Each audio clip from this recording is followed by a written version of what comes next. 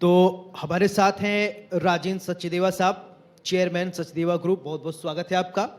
और काजल जी हमारे साथ हैं, बहुत बहुत स्वागत है। थैंक यू और सर। सुशील कुमार गुप्ता जी हमारे साथ हैं। सुशील जी आपका भी बहुत बहुत स्वागत है। धन्यवाद। आज हम लोग चर्चा कर रहे हैं एजुकेशन सिस्टम पर और कैसे बदला जाए। राजेंद्र जी, चर्चा की शुरुआत मैं आपसे ही करना चाहता हूं। ये एक ऐसा सिस्टम है जिससे जितने लोग यहाँ बैठे हैं सब गुजर कर आए हैं। कोई ऐसा नहीं है जो एजुकेशन से होकर नहीं आया हो, किसी ने अलग अलग तरीके से देखा होगा। तो कैसे इस सिस्टम को और मजबूत बनाया जाए, कैसे इसको बिल्डअप किया जाए, क्या रोड मैप है? सर्वप्रथम इंडिया न्यूज़ को मैं धन्यवाद देना चाहूँगा कि आप सब लोगों ने एजुकेशनिस्ट को मंच दिया एजुकेशन कॉन्क्लेव में।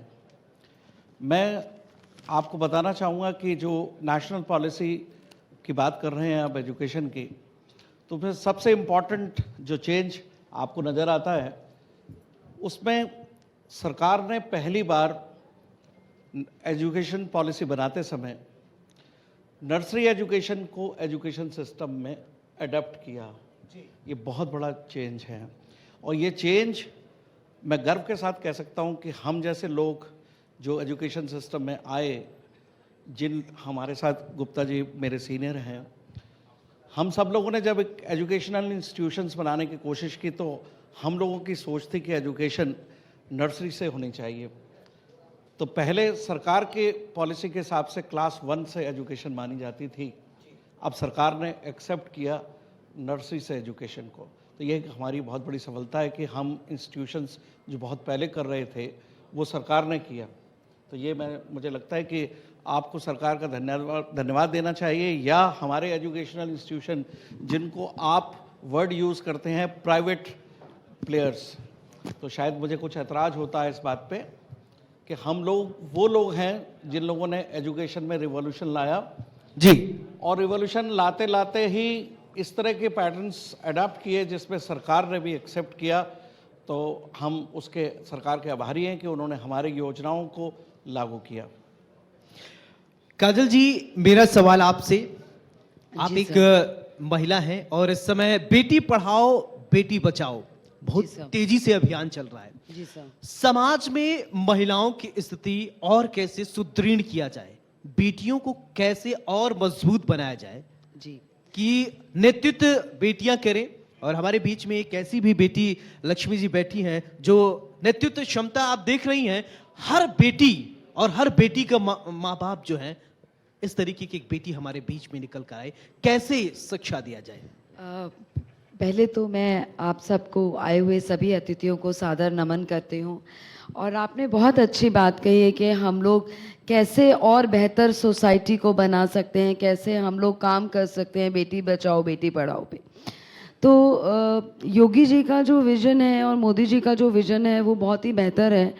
और पिछले काफ़ी टाइम से मैं एनजीओ के माध्यम से अलग अलग बस्तियों में, अलग अलग झुग्गियों में जाती हूँ और वहाँ हम लोग एजुकेशन के लिए उनको बहुत मोटिवेट करते हैं, उनके पेरेंट्स को ही समझाते हैं। देखिए, ये स्टार्टअप जो होगा ना, ये परिवार से ही होगा। पहले फैमिली को समझाना ज़रूरी है, तभी बच्चे पढ़ने जा सकते हैं। और अगर हमारी बेटियां पढ़ने जाती हैं तो आने वाले टाइम में कोई कहने में दूसरी दो राय नहीं है कि वो लोग भी बहुत आगे जा सकते हैं, लेकिन पहले परिवार को समझाना ज़्यादा ज़रूरी है। और क्योंकि मैक्सिमम जितने भी स्लम्स और ज़रूरतमंद लोग होते हैं उनकी फैमिलीज़ में जो काम महिलाएं हैं वो काम करने जाती हैं, तो बच्चों की जिम्मेदारी वो घर संभालने के लिए रह जाती है।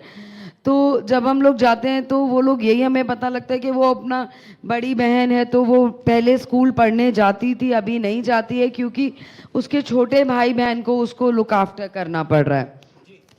लेकिन फिर हमने धीरे धीरे यही एक टाइम स्टार्ट किया, जैसे कि कुछ ऐसे स्लम्स हैं जिसमें महिलाएं घरों में काम करती हैं और उनकी जो बड़ी बेटियां हैं, जैसे 5वीं या 6ठी कक्षा वाली, वो घर में है क्योंकि दूसरी या तीसरी क्लास के बच्चे को जब वो स्कूल से आ जाएगा तो उसको खाना उसको देना है, तो उसकी पढ़ाई रोक दी गई। तो जैसे भी ये होता रहा और हम लोग रेगुलर वहाँ जाते रहते हैं, तो मुझे फाइनली ये समझ में आया कि मुझे एक वहाँ कोई एक हेल्पिंग के लिए कोई बंदा देना पड़ेगा उन्हें, जो उन बच्चों का जो मिड डे मील है जी। वो अगर मैं उनको दे देती हूँ तो ये जो 40-50 बच्चे हैं वो पढ़ने जा पाएंगे।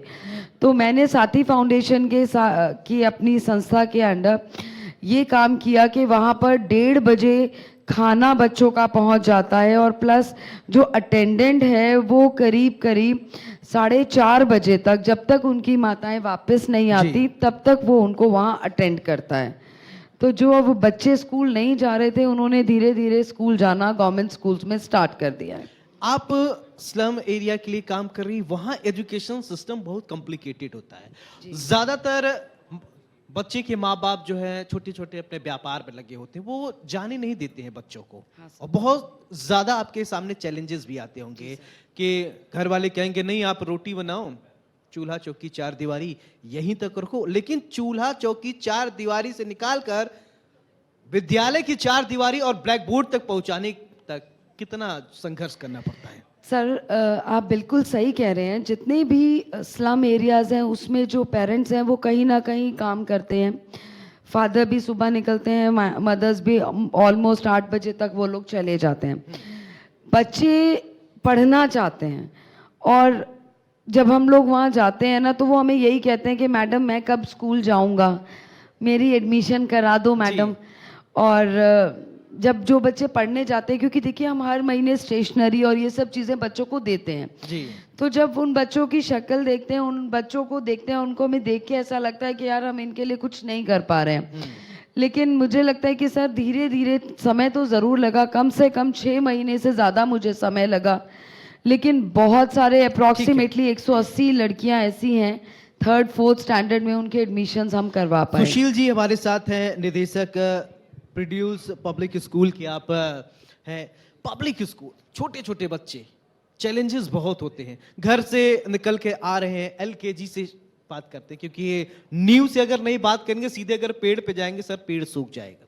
छोटे छोटे बच्चे LKG UKG के जब आते हैं बहुत चैलेंजेस होते हैं, और अपने माँ बाप को सीधे छोड़कर दूसरे माँ बाप यानी आप लोगों के पास आ जाते हैं। चैलेंजेस कैसे कैसे आप देखते हैं, हैंडल कैसे करते हैं? कोई रो रहा है, कोई चिल्ला रहा है, मम्मी के पास जाना है, बुआ की याद आ रही, दादी के पास जाना है, कैसे हैंडल करते हैं आप लोग? सबसे पहले तो मैं इंडिया न्यूज़ को धन्यवाद दूंगा कि ये एजुकेशनल कॉन्क्लेव उन्होंने किया है, और शायद मैं ये कहूँ कि आजकल इन छोटे बच्चों को हैंडल करना कोई मुश्किल नहीं है, क्योंकि ये बच्चे ऑलरेडी 21वीं सदी के हैं।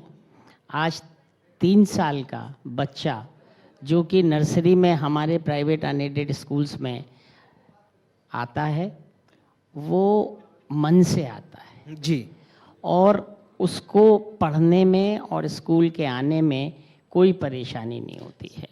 दूसरा, इसमें जो हम सबसे ज़्यादा बड़ी ख्याल रखते हैं कि हम जो भी पढ़ाई कराते हैं वो प्ले वे मेथड से कराते हैं। अगर आज हमें एप्पल दिखाना है तो हम कहेंगे कि उसको एक सेब को लाके और उसको बच्चे को दिखाएंगे, और जितना ज़्यादा से ज़्यादा हो उन बच्चों को एक्टिविटी कराते हैं, जिससे कि बच्चे स्कूल आने के लिए अपने मन से आए, टाइम से आए। सुशील जी एक छोटा सवाल, और ये अमूमन जितने लोग यहाँ हमारे बीच में बैठे हैं सभी करते होंगे, अगर नहीं करते हैं तो साधुवाद है, कि आज बच्चा रो रहा है तो मम्मी कहती मोबाइल पकड़ा दो और बच्चा चुप हो जाएगा। मैंने ऐसे ऐसे बच्चों को भी देखा है जो बिना यूट्यूब बिना मोबाइल देखे भोजन भी नहीं करते हैं। ऐसे लोग जब आपके स्कूल में आते होंगे तो आप कह रहे हैं कि एक्टिविटी कराते हैं, चलिए ए फॉर एप्पल हमने पढ़ाया, चलिए एप्पल देख लीजिए बेटा ये है। तो ऐसे बच्चे भी हैं जो PUBG और तमाम तरीके के गेम खेलने वाले बच्चे हैं, एडिक्शन उनको इतना ज़्यादा हो जा रहा है, बाद में यही गार्जियन जो है सिर पकड़ के रो रहे हैं हमारे बच्चों को क्या हो रहा है। ऐसे बच्चों को भी सुधारने की जिम्मेदारी आपकी है, तो क्या और कैसे आप सुधार रहे हैं? देखिए, एक बात बिल्कुल समझ के चलिए कि घर पर ये बात ज़रूर है, क्योंकि न्यूक्लियर फैमिली का सबसे बड़ा अगर कुछ परेशानी हो रही है तो वो यही हो रही है कि माँ बाप के साथ अगर उनके दादा दादी या नाना नानी नहीं जी। हैं तो बच्चों को वो प्यार और वो अटेंशन और वो नहीं मिल रहा है, क्योंकि दादा दादी खिलाते थे, हम सब लोगों के दादा दादियों ने हमें खिलाया है, अगर माँ बाप नहीं मतलब व्यस्त हैं तो। और ये बात बिल्कुल सही है कि इस मोबाइल की अब अति हो गई है और इसको बहुत जल्दी, और हमको इसको पेरेंट्स को समझाना पड़ेगा कि इसका यूटिलाइजेशन कम से कम 8वीं क्लास तक के बच्चों को तो बिल्कुल नहीं होना चाहिए। रोज़ सुसाइड हो रहे हैं, अभी आजमगढ़ के किस्सा आपके सामने आ रहा है, उसी में क्योंकि मैं नीसा से वाइस प्रेसिडेंट हूँ, अभी हम लोगों ने इतना बड़ा किया और आज ही मीटिंग हो रही है सुरक्षा, स्कूल सुरक्षा सेफ्टी के ऊपर एक्ट बनने जा रहा है। तो ये मोबाइल का और टीवी का जो सिस्टम है ये हमारे लिए एक दुर्भाग्य है। हर किसी भी कोई नया आविष्कार होता है तो उसके कुछ अच्छी चीज़ें होती हैं, कुछ गलत चीज़ें होती हैं, उसमें एक ये है और इसको हमें दूर करना पड़ेगा। और आज मैं बड़े गर्व के साथ कह सकता हूँ कि अनएडेड प्राइवेट स्कूल्स के अंदर मोबाइल का लाना, क्योंकि एक रेगुलर चेकिंग होती है हमारे यहाँ और वो कम हो गया। चलिए, बहुत अच्छी बात है। राजन जी, मेरा सवाल एक आपसे, कहते हैं शिक्षा जो है वो सफलता की पहली सीढ़ी है। पहली सीढ़ी इतनी मजबूत हो कि दूसरी और मजबूत हो, तीसरी और मजबूत हो और अंतिम तक पहुंचते पहुंचते एकदम बढ़िया सीढ़ी बन जाए। तो बच्चे देश के भविष्य हैं, देश के भविष्य को गढ़ने की जिम्मेदारी आप लोगों ने ले रखा है। तो उस भविष्य को आप और कैसे सुदृढ़, कहते हैं सुसंगठित, सुव्यवस्थित, क्रमबद्ध ज्ञान को विज्ञान कहते हैं, इसी तरीके से बच्चे को कैसे सुसंगठित, सुव्यवस्थित, क्रमबद्ध तरीके से पढ़ाया जाए, कोई विज्ञान बनकर हमारे सामने आए और देश का नाम रोशन करे, एपीजे अब्दुल कलाम बने और कुछ भी बने। बहुत अच्छा सवाल पूछा आपने। देखिए, आज के डिजिटल युग में और जिस तरह के चेंजेस, हमारे कॉन्स्टिट्यूशनल चेंजेस, अगर मैं आपको रेफरेंस दूं तो अभी थोड़े साल पहले ही राइट टू एजुकेशन लाया गया जी। उससे पहले मैं आपको बताना चाहता हूं कि राइट टू एजुकेशन के पहले भी जितने भी एजुकेशनल इंस्टीट्यूशंस थे वो बहुत सारे बच्चों को फ्री पढ़ाते थे और बच्चों को आगे बढ़ाते थे। अब वो कंपलसरी लीगल पोर्शन अलग है। आपने जो सवाल पूछा कि बच्चे को किस तरह से सुदृढ़ किया जाए, तो मेरा एक लीक से हटकर एक जवाब है आपके जी पास कि हम ज़्यादातर बच्चों को शिक्षा में एक शब्द का इस्तेमाल करवा रहे हैं कि शिक्षा का अधिकार। तो मैं आपको बताना चाहता हूं कि हम लोग, स्पेशली मैं अपने इंस्टीट्यूशन में बच्चों को लीगल पॉइंट से हटकर एक अन्य राह पे भेजना चाहता हूं, जिसमें अगर आप थोड़ा फर्क समझे तो शिक्षा प्राप्त करना जी और शिक्षा ग्रहण करना, ये दो शब्द हैं। जी। जब ग्रहण की जाती है तो उसके पीछे श्रद्धा होती है, यानी कि उसमें कर्तव्य बोध होता है। तो बच्चों को यदि शिक्षित करना है तो बच्चों को ये समझाना पड़ेगा कि उन्हें शिक्षा प्राप्त करना, उसका अधिकार एक लीगल मैनर में अलग है, लेकिन अगर आप उसको स्पिरिचुअल मैनर में देखें तो आपको शिक्षा ग्रहण करते समय कर्तव्य बोध का जब तक आपको एहसास नहीं होगा तो आप शिक्षित नहीं हो सकते। तो हमारा प्रयास ये है कि अधिकारों के साथ साथ बच्चों को ये बताया जाए कि शिक्षा ग्रहण करना आपका कर्तव्य है और शिक्षित होने के बाद ही आप अपने लिए कुछ कर पाएंगे और देश के लिए कुछ कर पाएंगे और अपने परिवार के लिए कर पाएंगे। तो ये हमारा प्रयास साथ साथ चल रहा है। काजल जी, मैं आपसे सवाल पूछूं तो उससे पहले मैं स्वामी विवेकानंद को एक कोट करना चाहूंगा, फिर इसके बाद सवाल। स्वामी विवेकानंद जी ने लिखा है, जिस दिन आपके सामने कोई समस्या न आए उस दिन आप यकीन कर सकते हैं कि आप गलत रास्ते पे चल रहे हैं। ये आपके लिए इसलिए क्योंकि आप स्लम एरिया में जाती हैं पढ़ाने, और स्लम एरिया के लोगों की जो मानसिकता होती है उसको बदल पाना इतना आसान नहीं है। हमने सीधे के बोल दिया कि चलिए पढ़ लीजिए तो पढ़ेंगे नहीं, पता चला ठीक है तमाम तरीके के लोग प्रलोभन भी छोटे छोटे, चलिए आइए टास्क करते हैं। लेकिन कभी बच्चे क्या करते हैं, दो बच्चे होते हैं, एक कहते हैं ना मैं खेलूंगा न खेलने दूंगा, खेल बिगाड़ दूंगा। उसमें दो लोग हैं, पता चला दो पढ़ रहे हैं, तीसरा आके बोल दिया अरे क्यों पढ़ रहे हो, यही रह गया है क्या, कुछ पढ़ने से कुछ नहीं मिलेगा। इस तरीके की मानसिकता आप फेस करते होंगे, तो कैसे उससे निजात पाने के लिए स्ट्रेटजी लेकर क्या आती हैं? सर, जब हम लोग स्लम्स में कोई भी नए स्लम को लेते हैं जिसमें हमें ये पता चलता है कि बच्चे यहाँ पर ऐसे हैं जो पढ़ने नहीं जाते, या कोई मेडिकल ग्राउंड में भी बहुत सारे ऐसे स्लम्स के बच्चे हैं जिनको कुछ ना कुछ ऐसे इश्यूज भी हैं, जैसे कुछ स्किन की भी दिक्कत कई स्लम्स में बच्चों को रहती है। लेकिन जब हम बच्चों को वहाँ पे जाते हैं ना, सबसे पहले उनके पेरेंट्स ही उन्हें मना करते हैं कि अंदर जाओ, यहाँ पे क्या है, ये ऐसे ही टाइम वेस्ट करेंगे तुम्हारा।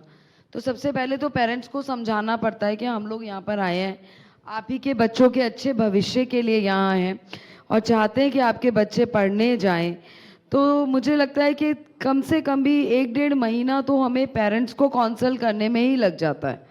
आप सुबह जाते हो तो पेरेंट्स कभी कभी मिल पाते हैं आपको, पर इवनिंग्स में ड्रिंक्स का बहुत चक्कर रहता है स्लम्स के जी, अंदर। जी। तो मेरी बाकी की जो टीम है वो इवनिंग्स में ज़रूर जाते रहते हैं, उनसे बात करते रहते हैं। लेकिन बच्चे तो फिर भी एक एंगल पे हैंडल हो जाते हैं, लेकिन पेरेंट्स को थोड़ा हैंडल करने में समय लगता है। और आप जो ये बात बिल्कुल। कह रहे हैं कि एक बच्चा पढ़ना चाहता है दूसरा नहीं, ये बिल्कुल सही है। ज़रूरी नहीं है कि किसी भी स्लम में 100% बच्चा पढ़ने जाए, 70-80% तक ही हम उसको कर पाते हैं, 20% बच्चे फिर भी बिल्कुल। नहीं जा पाते हैं सुशील जी, सर। एक मेरा सवाल, स्कूलों का वातावरण स्वच्छ रहे और इसके लिए बेसिक शिक्षा विभाग ने स्वच्छता पखवाड़ा की शुरुआत की है, कैसे लागू किया जाए? क्योंकि सबसे स्वच्छता की उम्मीद की भी जा सकती है, नहीं भी की जा सकती है। दोनों चैलेंज एक है ना, कहीं एक करने को तैयार, दूसरा करने को तैयार नहीं, लेकिन समभाव और एक समान सबसे कराया जाए, ये जो चैलेंज आएंगे, खासकर बच्चे से, छोटे छोटे बच्चे, कोई बड़े जिद्दी टाइप के भी बच्चे हो जाते हैं, कोई बड़े हंसमुख बच्चे होते हैं, तमाम तरीके की 5 उंगली की तरह बच्चे मिलेंगे अलग अलग। तो ऐसे बच्चों से स्वच्छता कैसे कराएंगे आप? देखिए, मैं फिर वही बात कहूँगा आपसे कि थोड़ा सा डिफरेंस है गवर्नमेंट स्कूल्स में, प्राइवेट स्कूल्स में, अनएडेड स्कूल्स में। हमारे यहाँ जितने भी प्राइवेट अनएडेड स्कूल्स हैं, वहाँ पे स्वच्छता को बहुत ज़्यादा सिखाया जाता है और उसके साथ साथ उनको ये महसूस कराया जाता है कि अगर स्वच्छ रहेंगे तो आप स्वस्थ रहेंगे, और स्वस्थ रहना सबसे ज़्यादा ज़रूरी है। हाँ, गवर्नमेंट कॉलेजेस में या गवर्नमेंट स्कूल्स में हम लोग जाते हैं, क्योंकि हम लोगों को आगरा में स्कूल्स अडॉप्ट कर किए हुए हैं हमने, वहाँ ज़रूर परेशानी आती है। लेकिन अगर आप देखें तो अब ये परेशानी धीरे धीरे कम होती जा रही है। गवर्नमेंट में भी इसमें बहुत ज़्यादा काम कर रही है। आजकल सड़कों पे लोग बाग फेंकना कम कर दिया है। स्लम एरियाज़ में या छोटे एरियाज़ को तो मैं कहता नहीं, लेकिन जितने भी अच्छे साफ एरियाज़ हैं वहाँ पे आपको गंदगी कम मिलेगी, और ये लोगों की समझ में अब आने लग गया है कि नहीं, हमें गंदगी नहीं बिल्कुल। करनी है। राजन जी, एक सवाल मेरा आपसे, जी। कहते हैं जब पढ़ेगा इंडिया तभी तो बढ़ेगा इंडिया, जब पढ़ेगा भारत तभी तो बढ़ेगा भारत। इंडिया और भारत इसलिए कह दे रहा हूं कि आजकल कंट्रोवर्सी बहुत चल रही है, अपने अपने हिसाब से लोग समझ ले, क्योंकि सबके बच्चे पढ़ते होंगे जी। तो मेरा सवाल ये कि कैसे बच्चों को पढ़ाया जाए, जब कैसे पढ़ेगा इंडिया, कैसे बढ़ेगा इंडिया, क्या विजन लेकर आ रहे हैं? मैं समझता हूँ आपके सवाल का जवाब तो मैं पहले दे चुका हूँ कि दो चीजें- न्यू एजुकेशन पॉलिसी, न्यू ना के नेशनल एजुकेशन पॉलिसी कही है उसको। उसमें जो आपने कहा कि पढ़ेगा भारत और बढ़ेगा भारत, आपको जान के खुशी होगी कि हमेशा हमारा देश हर क्षेत्र में अग्रणीय है और हमेशा विश्व गुरु की तरह से रहा है। जी। अगर आप हमारे देश के इतिहास को देखें तो हमेशा शिक्षा के क्षेत्र में जितने भी ऋषि मुनि हुए और जिन लोगों ने भी एजुकेशन दी, वो भारत के ही लोग थे जिन्होंने सिखाया शिक्षा को। तो भारत तो ऑटोमेटिकली बढ़ रहा है और हमेशा विश्व गुरु बनने की स्टेज पर है। लेकिन इसमें थोड़ा सा जब एजुकेशन एंड कॉन्क्लेव चल रहा है जी। तो हम मंथन कर रहे हैं कि किस तरह से हम आगे काम करें जिससे जी। कि एजुकेशन का स्टैंडर्ड और या क्वालिटी या एक्सपेंशन हो सके। जी। तो उसमें मैंने अभी हमारे गौतम बुद्ध नगर के एमपी साहब ने कुछ शिकायत की थी, और मैं आपका आपके चैनल हेड का ध्यान भी आकर्षित करना चाहता हूं कि वो जी। अगर मेरी बात सुन रहे हो तो देखिए, इसमें सरकार ने एक कोशिश की आरटी राइट टू एजुकेशन ला के, तो उसमें हमारे एजुकेशनल इंस्टीट्यूशंस का बहुत बड़ा हाथ उस कंट्रीब्यूशन में बड़ा है, क्योंकि उन्होंने, सरकार ने हमसे उम्मीद की।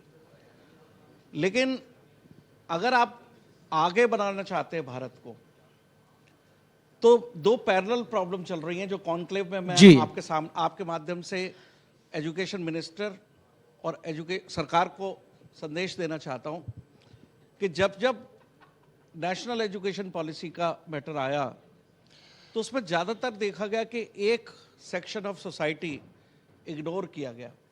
तो मैं समझता हूं कि अगर उस section of society Rajan ji, मैं आपको थोड़ा सा टोकना चाहूंगा, एक मेरी बात सवाल। पूरी हो जाने जी, दीजिए। जी। आपने देखा कि सरकार जब भी एजुकेशनल पॉलिसी पे बात कर रही है तो उसमें मैनेजमेंट, स्कूल्स मैनेजमेंट का पार्टिसिपेशन नहीं हो पा रहा है।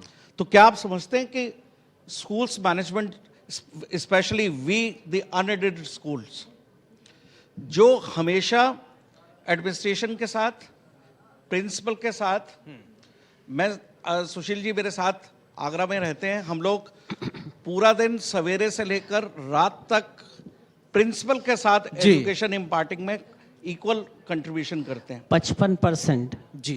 टोटल एजुकेशन 10+2 की 55% चलिए, ठीक अनएडेड है। प्राइवेट आप स्कूल्स। लोग उसमें मैनेजमेंट का कंट्रीब्यूशन जब तक राजन जी, गवर्नमेंट नहीं आप लेगी। आगरा से आते हैं तो आगरा के शहरी क्षेत्र को ही सिर्फ आप आगरा समझते हैं? ग्रामीण क्षेत्र में आप जाइए, देखिए आज भी जहां बिजली पानी कई सारी असुविधाएं हैं, वहां पर कैसे एजुकेशन को बढ़ाया जाए, ये सबसे बड़ा चैलेंज है। जब पूरा प्रदेश, मैं आपका ध्यान आकर्षित करना चाहता हूं शिक्षा के माध्यम से। जी।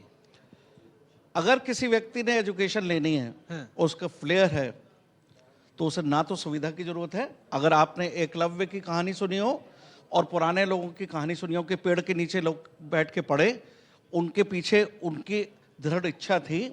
आज की तारीख में तो हम लोगों ने काफ़ी फैसिलिटी दे रखी है। स्पेशली हम एजुकेशन में प्राउडली कह सकते हैं कि we the unaided schools are the important contributors. जी। और उसके बाद चलिए, हम ठीक अपने बच्चों को जितनी चीज़ सिखाने की कोशिश करते हैं, वो शायद भारत बढ़ने का काम हम लोग आगे करते हैं। तो हम सरकार से उम्मीद ठीक करते है। हैं कि वो मैनेजमेंट को, पॉलिसीज को इम्प्लीमेंट करने में उतना ही इंपॉर्टेंस दे। ठीक है काजल जी, जितना कि मेरा वो एक सवाल administration को आपसे, देते हैं। और ये फाइनल सवाल और ये फाइनल कमेंट भी समझ लीजिए आपका। बच्चियां, क्या आप संदेश देना चाहती हैं इंडिया न्यूज के इस मंच के माध्यम से, जो ज्यादा से ज्यादा पढ़ें और इतना ज्यादा आगे बढ़े? आज तो हम चांद तक पहुंच गए हैं, चंद्रयान 3, बहुत सारी महिलाओं ने उसमें योगदान दिया, लेकिन बहुत सारी ऐसी महिलाएं हैं जो ट्रिपल तलाक जैसी दंश को झेल रही हैं। बहुत ऐसी महिलाएं आज भी हैं जो ये चाहती हैं कि घूंघट उठाकर हम दुनिया को देख लें, लेकिन उनसे कह दिया जाता है शटर डाउन। तो ऐसी महिलाओं को आप क्या संदेश देना चाहेंगी? देखिए, सबसे पहले मैं ये कहना चाहती हूँ कि आज का समय या कभी भी महिलाएं कभी किसी से पीछे थी ही नहीं। वो तो एक ऐसा नज़रिया है जो देखना नहीं चाहते महिलाओं को लेकर। आज के टाइम पे आप ये देखिए कि जितना भी आप बच्चों का जो रिज़ल्ट आता है, अगर हम उसी पे बात करें तो महिलाएं और हमारी बेटियां सबसे आगे होती हैं। तो बस थोड़ा सा हाथ पकड़ने की ज़रूरत है उन लोगों को, कि अगर थोड़ा सा कोई साथ दे तो शायद वो भी बहुत आगे निकल सकती हैं। तो मैं सबसे ये एक अनुरोध करना चाहूँगी कि आप सब लोग जहाँ से भी आए हैं, जहाँ भी आप रहते हैं, कोशिश करिए कि कुछ बच्चियों का, कुछ लड़कियों के भविष्य को और हेल्प करने के लिए, उनके पेरेंट्स को समझाने के लिए काजल साथ जी, दें। आपके इस पूरे बात को एक छोटे से श्लोक से मैं कंप्लीट कर देता हूं। जननी जन्मभूमिश्च स्वर्गादपि गरीयसी। माता, मातृभूमि जो वो स्वर्ग से भी ऊंचे हैं।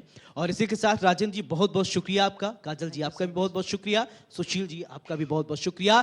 तो एजुकेशन से रिलेटेड हम सवाल पूछ रहे हैं। आज उत्तर प्रदेश का सबसे बड़ा मंच इंडिया न्यूज उत्तर प्रदेश उत्तराखंड पर आप देख रहे हैं। यहां रुकेंगे छोटे से ब्रेक के लिए, कहीं मत जाइएगा, सिर्फ देखते रहिए इंडिया न्यूज उत्तर प्रदेश उत्तराखंड।